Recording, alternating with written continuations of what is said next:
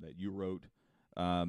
You wrote a guide to horror fiction, or writing for zombies. Well, yeah, writing for zombie fiction, basically. It's called Writing for the Dead, a zombie writer's guide.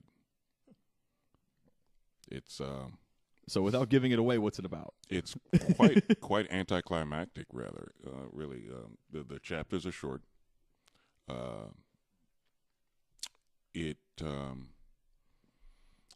I learned while writing it, there really wasn't much to write about when it comes to writing about zombies, because you can cover it in 43 pages. Well, I don't know. I've always wanted to do a zombie story. Well, not always, but for the last 12, 13 years, I've had this idea for a zombie story. You know, you got the regular stuff happening in the front, and then the last couple of chapters, you're dealing with. In my mind, it was like a character, a father with either a child or a young sibling, and he's starting to turn, and you know they're dealing with that. They're on the run. And you're inside his mind as he's turning. You're starting to see how his thought process changes, how he becomes more primal, and you're there when he finally fully turns, and it's trying to understand who this person is he's eating. That was someone that was really, really important to him. That's why I kind of wanted to do a father-daughter thing, or something that would be really emotionally. So you want the dad to eat the kid, and then and realize there's something going on familiar about this meat I'm eating. Yes, I love this meat. I know I love it too much. This person, I don't know why there's something here, but you know, like half of it's me. I've always thought that would be an interesting take, because you've never been inside a zombie's mind. Well, where Romero tries to go there a little bit. Well, he attempted with was it Land of the Dead, by giving them the ability to think, and communicate, and work as a team. I think that can work on some levels. I think the way the movie did it lost it. Yeah, I think they missed it. I think they focused more on, trying to get the flashy aspects into the movie to keep people interested, rather than writing a really good story. I mean, they had real good actors that could have done phenomenal things. I mean, what's his name? Leguizamo? No. The rich guy. It's been a while since I've seen it. Leguizamo's the only one that released. The one that passed from cancer. The old guy lived in the ivory tower. I know what you're talking about, but I don't remember who it was. Yeah. Well, we'll get back to it. But anyway, story wise, I mean, phenomenal actors. I mean, it had Diodario's daughter in it, and she did an okay job. But other than that, it had real good actors in it, and they could have done so much better. But the story was a little weak. It was underdeveloped. I think if they had focused more on, I mean, he tried it when he did Dawn of the Dead, actually, with Bub. And funny thing is, was that Day of the Dead, right?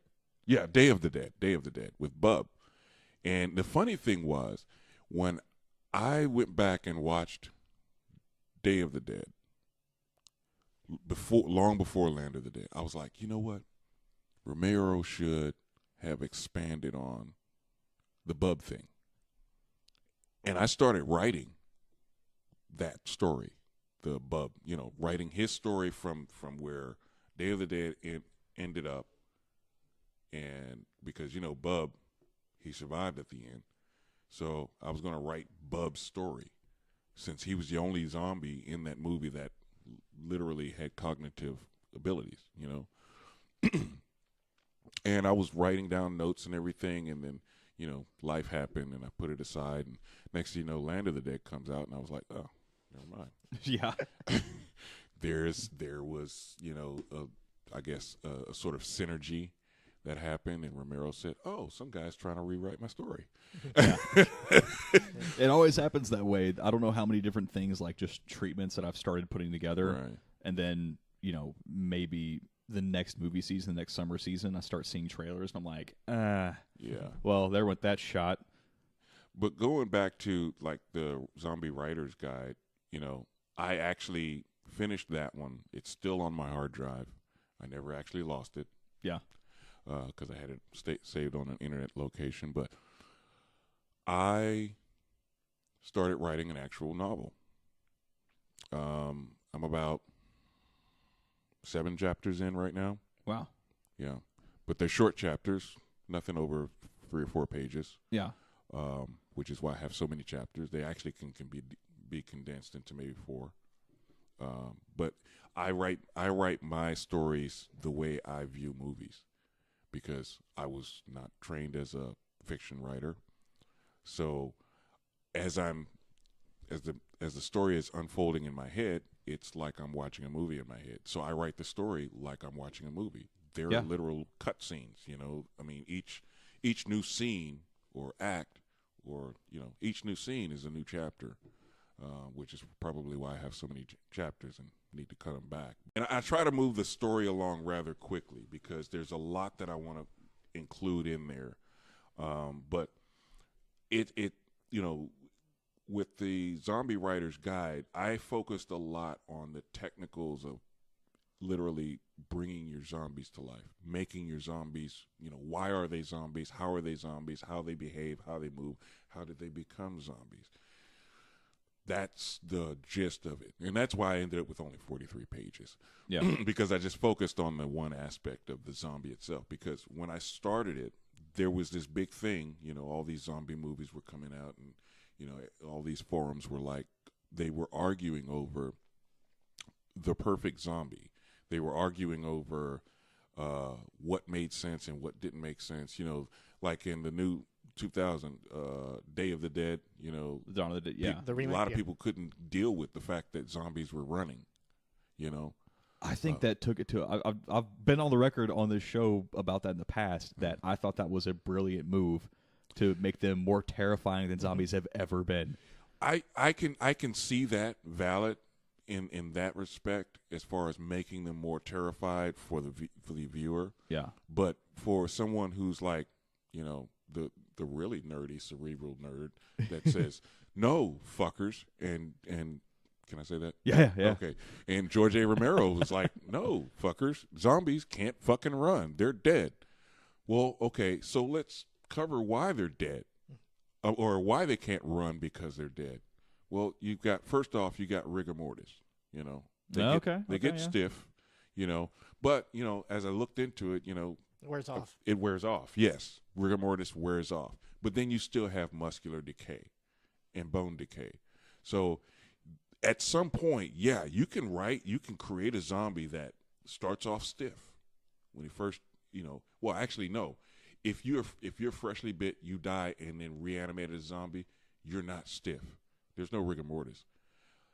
Maybe a couple hours later, you're going to stiffen up. And then you slow down. And then when the rigor mortis wears off, you're probably going to speed up a little bit. You can't do full force speed, but you'll probably speed up a little bit because you're looser, but you're still decaying. And then get around that obstacle of decaying, well, what made you a zombie? Is it chemical? Is it viral? Is it bacterial? Okay, so let's say chemical. Okay, the chemical acts as a preservative, so you don't decay as fast. That explains why zombies can stick around for so goddamn long. I mean, they're literally pickled. Yeah, Romero covered that in Day of the Dead. I think he was like the scientist that was studying them was like it was going to take him 20 years to decay. That was one of the things too. It's not quite a zombie movie, but it's one of my favorite. That's kind of zombie-ish. It is a name of a thing that I just forgot. 28 Days Later. Yeah. Yeah. It's not specifically zombies. Right. It's a virus that makes them crazy, and that's where you kind of first saw the running zombie thing. But one of the scenes where they had one of them chained up in the courtyard just to see how long it took for him to either starve or just fall apart. Yeah. it kind of showed you a little bit. It took it to a different depth that I never thought about. Just like what you were just saying about rigor mortis and all this stuff that the mechanics you don't really think about. You just know zombies coming from hell right now. Shoot them in the head. Right. Right. Yeah. I mean, yeah. I mean, the thing is I wanted to make money. Yeah.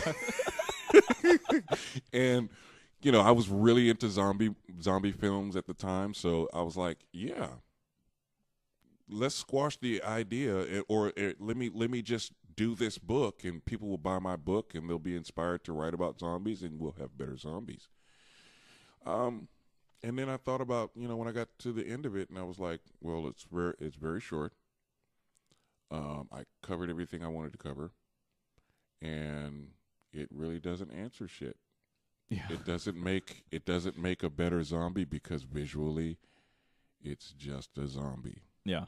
You can go into the hows and the whys and everything, but not everybody's into that aspect of examining a movie. Well, why is he a zombie?